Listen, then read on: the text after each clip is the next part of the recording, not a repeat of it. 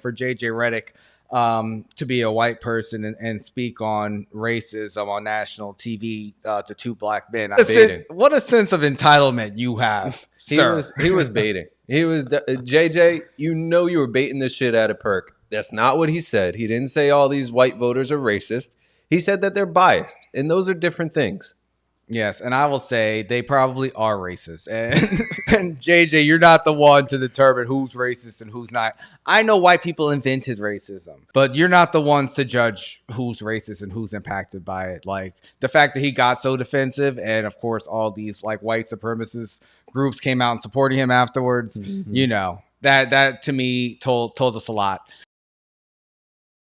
I sent you a video from First Take yesterday, talking about the MVP race. Now, this is something over the last couple of years we've been discussing because I was critical of the last two MVPs going to Jokic from the Nuggets, the center of the Nuggets, because I felt like the MVP criteria had been changed. His team was not a top seeded team. He did have really good numbers, but historically, all the other MVPs were on the top three seed in their conference, probably the best player on that team who had a big impact. Yeah.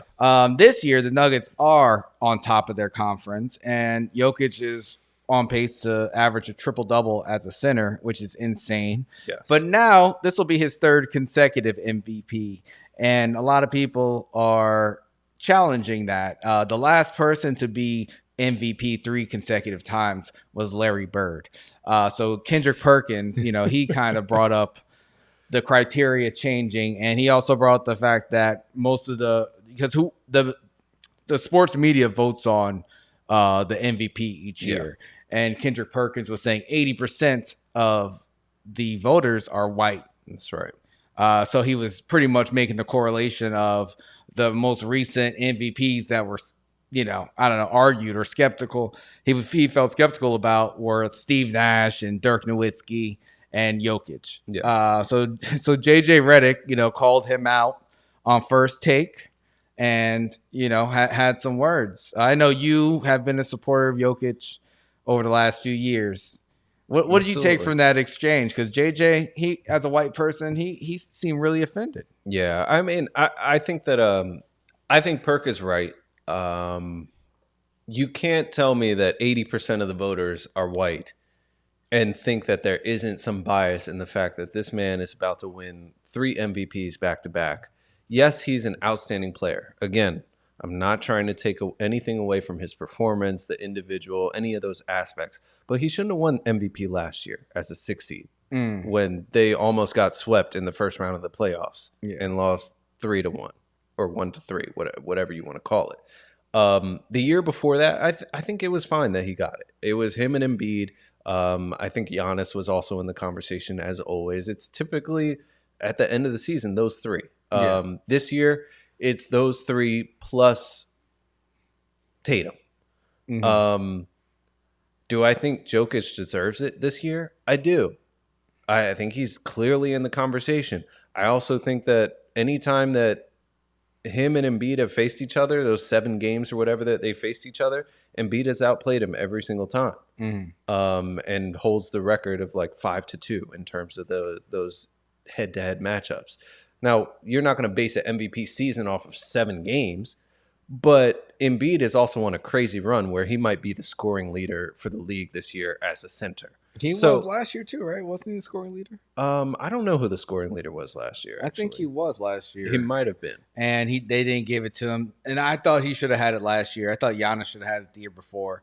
If Jokic didn't win the previous 2 MVPs, I would say it wouldn't even be a conversation right now. Yeah, but since they gave it to him the last 2 years, I don't think he deserves it a third year. I would give it to Giannis because I think what he's done, without his second best player, Chris Middleton, has been extraordinary, especially since they gave Jokic like so much of an excuse because he was missing some of his starters who were not all-stars last year. And that was a part of the reasoning. So it does seem like they do change their criteria. And for JJ Reddick to be a white person and speak on racism on national TV to 2 black men, I feel like What a sense of entitlement you have, sir. He was baiting. He was JJ. You know you were baiting the shit out of Perk. That's not what he said. He didn't say all these white voters are racist. He said that they're biased, and those are different things. Yes, and I will say they probably are racist. And JJ, you're not the one to determine who's racist and who's not. I know white people invented racism. I say it all the time. But you're not the ones to judge who's racist and who's impacted by it. Like the fact that he got so defensive, and of course all these like white supremacist groups came out and supporting him afterwards. Mm-hmm. You know, that to me told us a lot.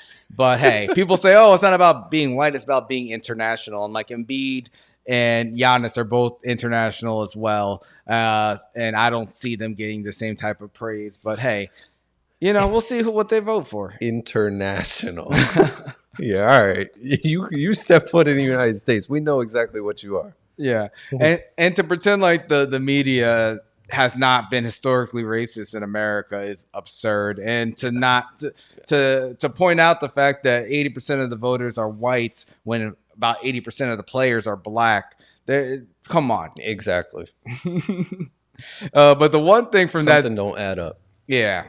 It adds up, and, you know, we know why. Yeah. But, you know, one thing I did laugh at from this First Take segment was, like, I haven't watched First Take in a long, long time. Like, I do not like that show unless I see a clip online and something that's funny. It's not great anymore. Not great. But the segment that they had for Perkins was called Get Perked Up. And I'm like... Get perked up. Really? This is on daytime television. Don't we have ESPN. An opioid crisis or something like that? Like, what are we doing? They're just playing into everything right now. For real. Like, I feel like most people who are watching First Take probably are on perks because they probably don't have a job. That's not fair. I tune in every once in a while and I just work from home. All right. Yeah. People, college students, people who work from home, and drug addicts. That is First Take's audience. But shout out to ESPN. Yeah. I think it was a pretty funny conversation, though. I will say with Perk, I've never seen him stutter so much. I don't know what happened to him. He was stuttering so much in that clip. He said, "It's facts." I love it. I don't really like Kendrick Perkins as an analyst, but I don't either. He's been supporting the Knicks this year, so shout out to him. My dad put in the comments, he's talking about Michael Irvin, and he said Marriott is in trouble. I saw that his lawyer, Michael Irvin's lawyer, finally was able to review the video of Michael Irvin's interaction from the hotel. Yeah, and he said that there was nothing on the video, but Do you think that something's going to come of this? What is the lawsuit, like $100 million? I hope nothing comes of it. I mean, you don't want him to win his money? No, I'm saying, wait, you're saying he countersued.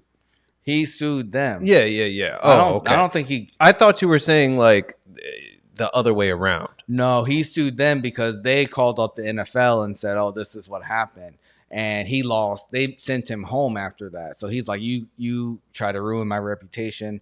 You ruined work for me in the Super Bowl. I'm suing you for $100 million. Got it. No, I thought you were saying Marriott sued him. The other way around. But I mean, listen, I hope Michael gets everything that he wants out of this, because the false accusations, they got to stop.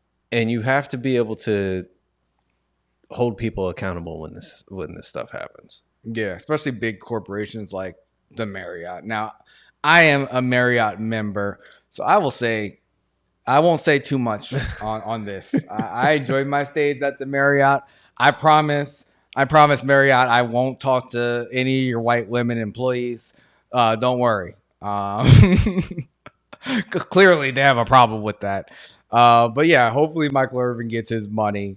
Subscribe on YouTube, subscribe on Spotify, follow on Instagram, Twitter, TikTok. All the apps. We're everywhere.